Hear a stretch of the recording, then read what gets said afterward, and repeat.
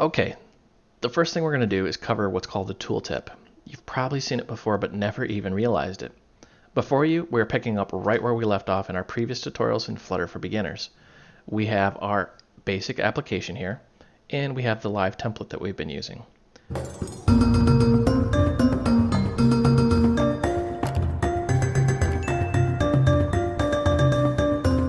We're going to go ahead and start filling this out. First thing we're going to do is make a variable.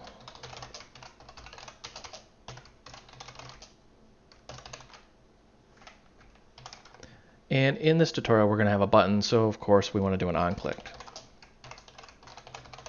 We're going to say onClicked. We're going to fat arrow that over to set state. And in set state, we are just going to say the value equal new datetime.now, and of course toString. So we're just going to set that obviously to a string. Nothing new here so far. Let's go ahead and swap this out with our variable. And let's make a new icon button.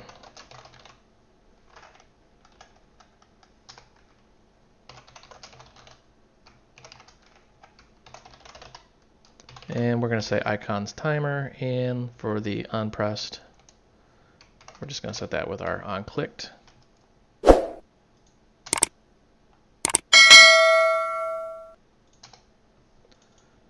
And just to make that a little more professional, we'll actually change the variable here, or change the function. Okay, so nothing new here. We have seen this before. Where's this tooltip? Well, if you look at the user interface of the application, the user actually doesn't know to click this. It's just an icon sitting in the middle of the page. What does it do? Is it just graphical? It's hard to tell. So buttons and other controls have what's called a tooltip property, which is just simply a string. One of those little gotchas you need to know about Dart. This may not seem like an intermediate tutorial, but it actually is, because it gets into UI development. Now, when the user clicks and holds down, you can see click me. That's the tooltip. And we can click and it works as expected. Okay, in this tutorial we're going to look at not only the chip, but how to dynamically add and remove items. So, first thing we're going to do here is we're going to add our functions. We're going to have an init state. Personally, I like putting this above. It's just personal preference. That way, as soon as I look at the class, I know exactly what's going on in the state.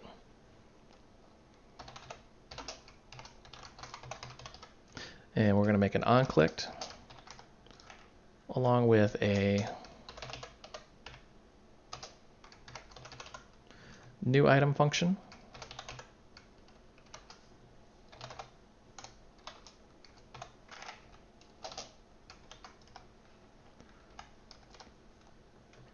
And let's make a remove item function too.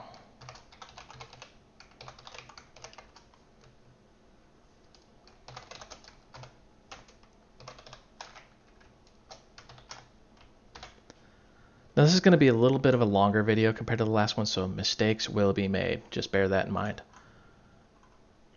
Okay, what we need to do next is let's make a counter.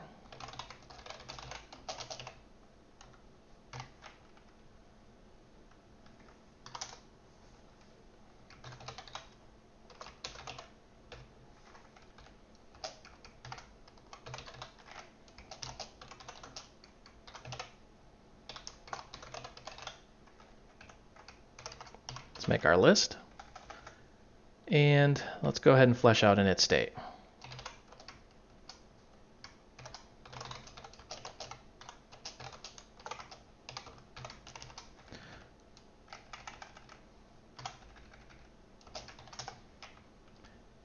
And in this loop, we're just going to make some new items here.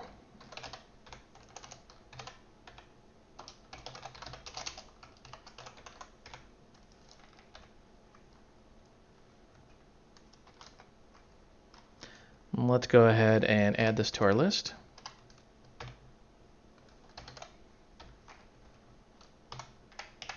So our initial state, we're just going to create some items and add that to our list. Because this is an init state, we don't have to do a set state. Now we have an onClicked, new item, and remove item. let's go ahead and flesh out the on-click real quick here.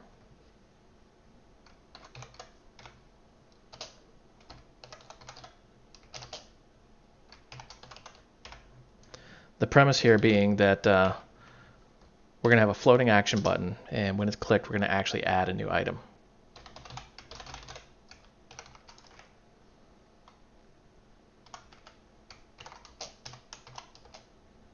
And in here, we're going to say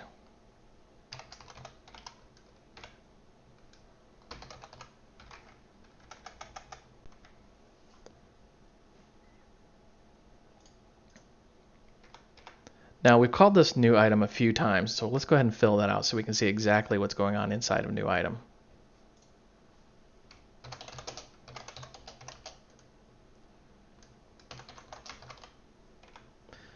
And here we want to make an actual key, so we're going to say item underscore and the ID for that. Now we want to make a container.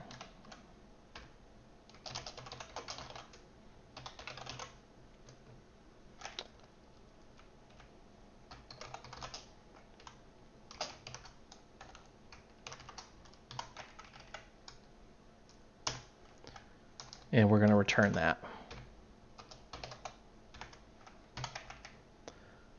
Now we just need to fill in the properties of this container. So we're going to say key, and we're going to give it the key. If you're wondering what a key is, it allows us to reference that object.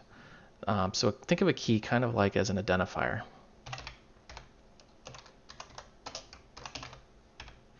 The reason why you would need a key is you have a child widget tree, and you need to be able to access certain things within that child widget tree.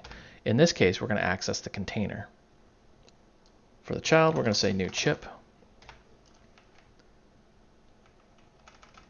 And let's break this down because this is where a lot of our work is going to be.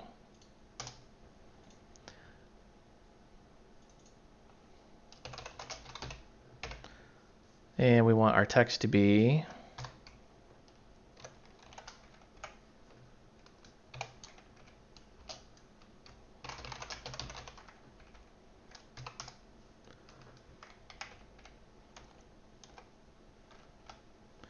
all right, so we've got our label.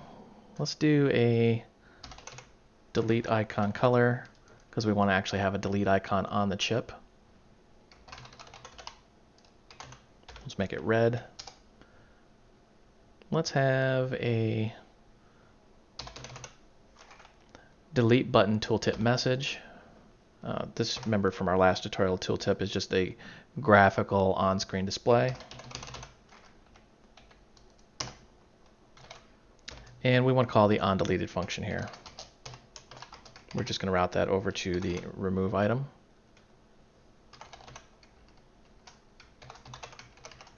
And we want to give a reference to that key. That way it knows exactly what we're going to delete. You notice how the remove item takes a key property. And here we're passing the key. So that's the reference right there.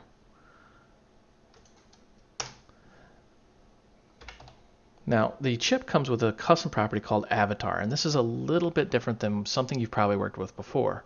An avatar is just simply like a, think of it like a thumbnail image.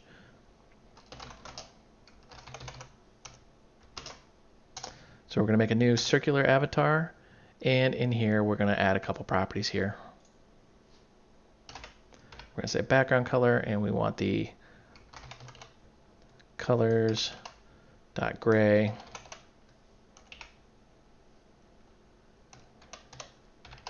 And we want a specific shade, so let's do shade 800. And child, we just want a new text in here. And in here, we're just going to say I.toString. All right, so I realize this function's a little bit action-packed. Now let's break it down a little bit. In the new item, basically, we're just going to create a key, create a container. That container, we're going to link the key. And then we simply have a child. That child is a chip. And in the onDelete function, we're also referencing that key. Remember, a key is just a reference. So because we've created a key and we've said this child, this container, now has that key, it will always use that reference. So when we call this, we're actually referencing this specific container. All right, a lot of typing. Let's go ahead and go to the remove item.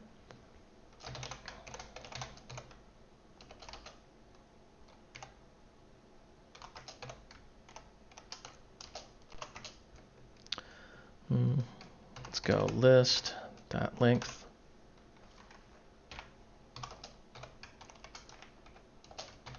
All right, so we're just going to go through here and remove the item. So we're going to say widget child equal element at, and we want it at the actual index. And then we're just going to say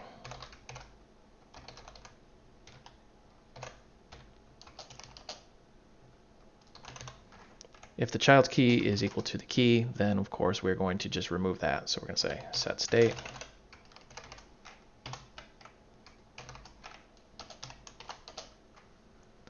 And in here, we're just going to remove it from our internal list.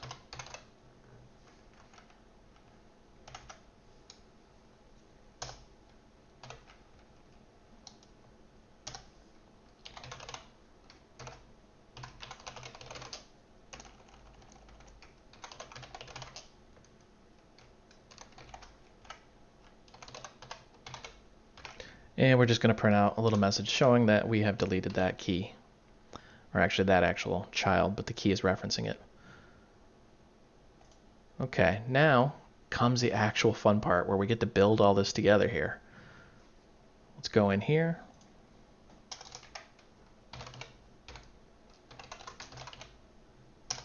We're going to make a new floating action button, and that floating action button, we want the on press to be our on clicked. And for a child, let's say new icon.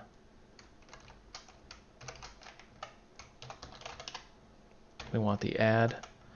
And then in our body, this is where things are going to get a little interesting here.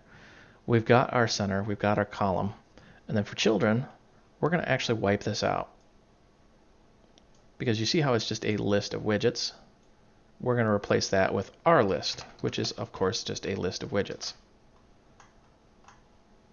Let's go ahead and do a full restart on our application. And you can see now we have our chips. I realize that was a lot of typing and you had very little feedback on what we're actually doing, so let's go over this a little bit. This is a chip. This is the circle avatar, and that is the delete icon. You can see we have 5 items here, and if we click plus, we get some. Now, there's a bit of a problem. See those zeros? We didn't increment something. So let's go back in here and figure that out. So in our new item, let's see what's going on here. If we look at this, we can see that it's this circular avatar that gives us a little hint as to what we did wrong here. So let's look at circular avatar. Why is it saying I2string? Probably because we forgot to increment something. Let's go ahead and increment that. Let's fully reload it because it looks like hot reloading had an issue. And let's start that over. Now, works as expected. Let's go ahead and click this little delete icon, and as you can see, we can go in and delete specific items if we want to. And we can add them back in. Because we're using the counter, the number is just going to keep going and going and going. So that is a good representation of how to work with not just the chip, this little graphical guy here, but also how to work with keys and adding or removing child widgets. Let's take a look at the slider along with the progress indicators.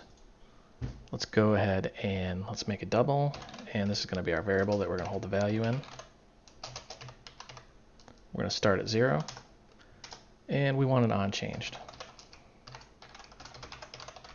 This is what's going to change when we actually move the slider.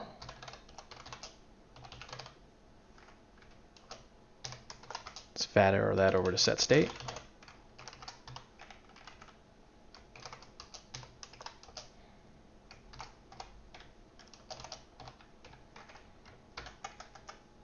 All right, now let's go ahead and add in our widgets. Let's get rid of this guy. The first one we're going to do is add the actual slider itself. See how it wants a value and it wants the unchanged.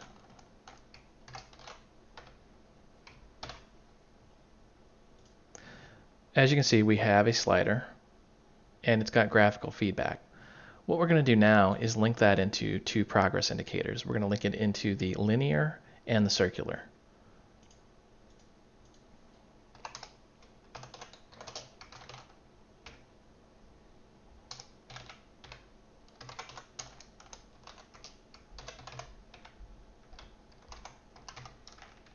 Just going to give it a little bit of padding there. And let's do the linear progress indicator first.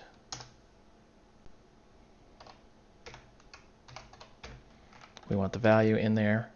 And let's go ahead and add in a value color. This is a little sneaky. The value color, notice how it says animation. So you can't just actually say colors dot. You have to give it an animation.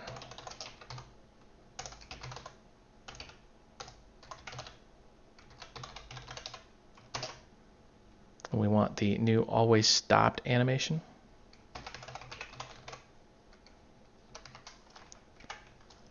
And in here, we want to give this a color.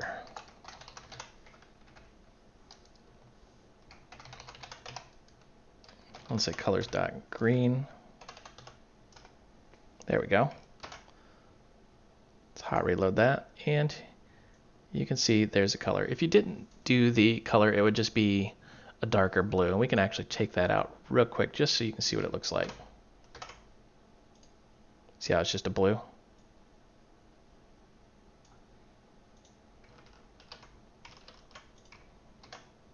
All right, let's go ahead and grab this container and let's copy and paste this in here.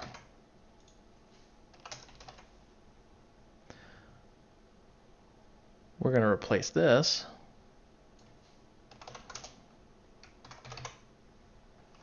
with a circular progress indicator.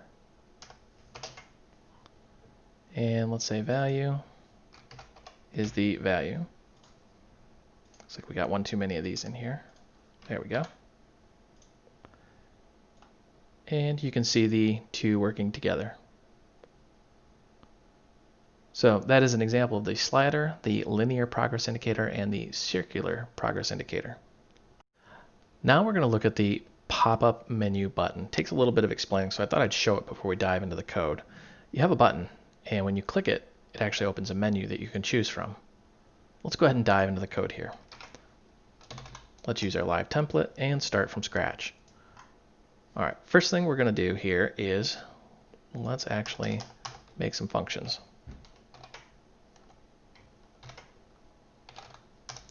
We're going to add our init state.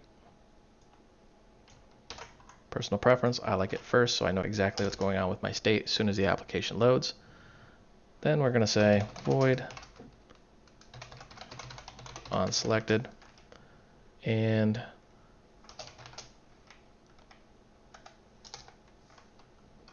string.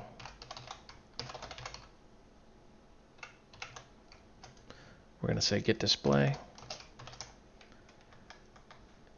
Let's make it a num real quick here.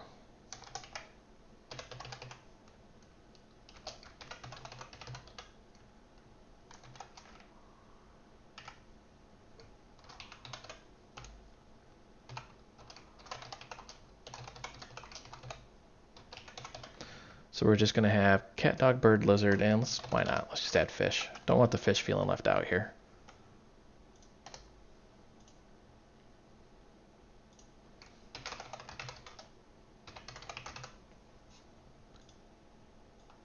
We're going to use the enum value as the parameter for these. And let's go ahead and make our variables for our state.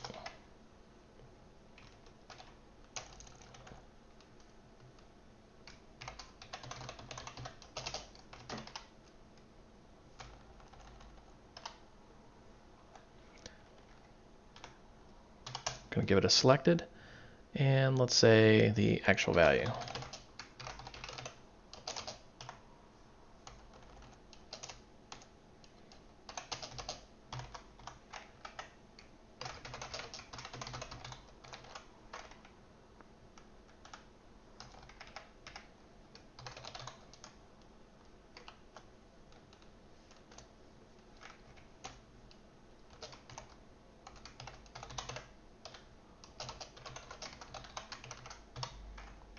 make our list. And let's go ahead and add this into our init state.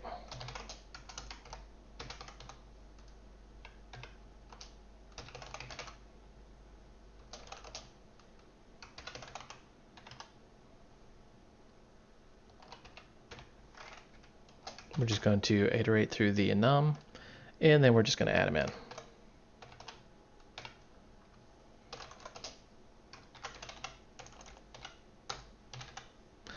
We want a new pop-up menu item for this. And you can see it just takes a child. And the child's just going to be a new text. And in here we're going to say get display of our current animal.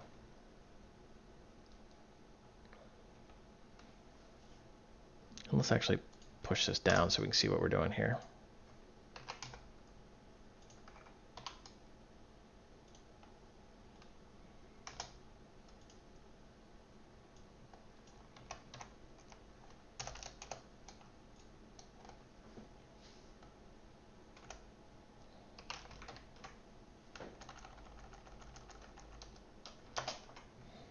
All right, took a little bit of keyboarding there, but I think we got it. So value is going to be animal. So what's going on here in our init state, we're just making a list, and in that list we're going to add pop-up menu items because we want to be compliant with Dart 2.0. Let's go ahead and do this.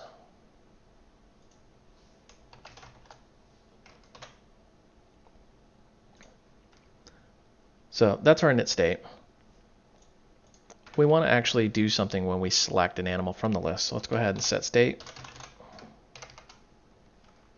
And in here, let's go ahead and make our code.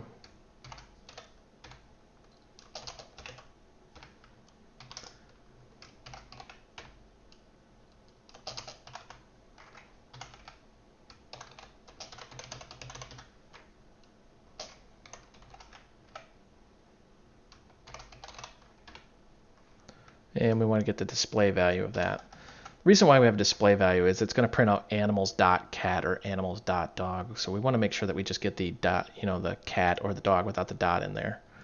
So let's say int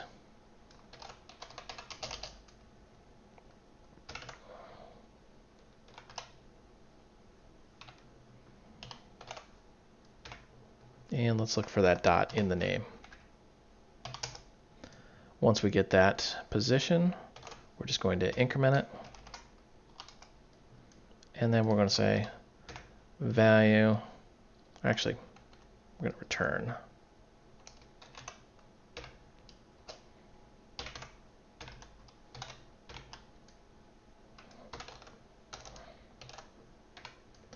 And we want the substring starting at that index. So we're just going to return everything after the period. All right, last but not least, we're going to go ahead and add this in here. So we've got this guy.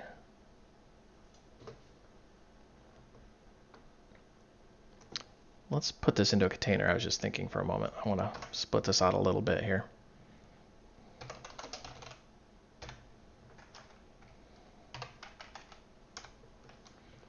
Let's add padding. Let's add 5.0 for padding.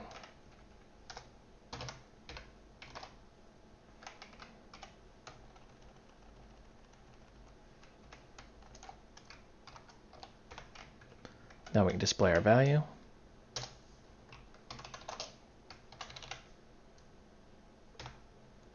Oops, we want pop-up menu button, not pop-up menu item. There we go.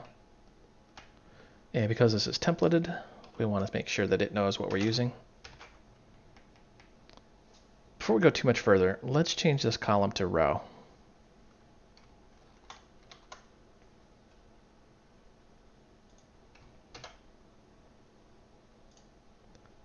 Did not seem to like that. Reason being, we still got to finish the item builder. You see how item builder not equal null. Here's our item builder is null, so let's go ahead and fix that.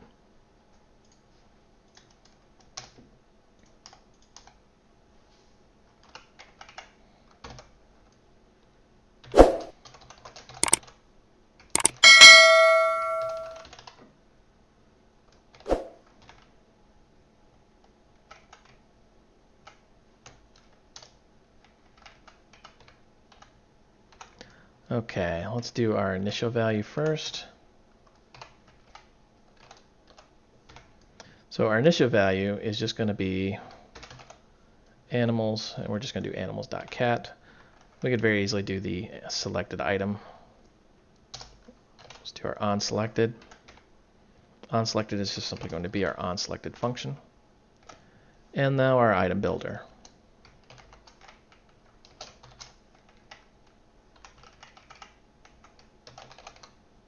We're going to do build context.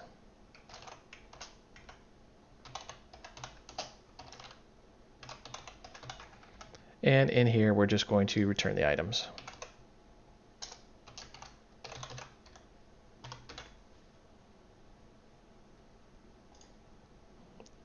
Does not like that for some reason.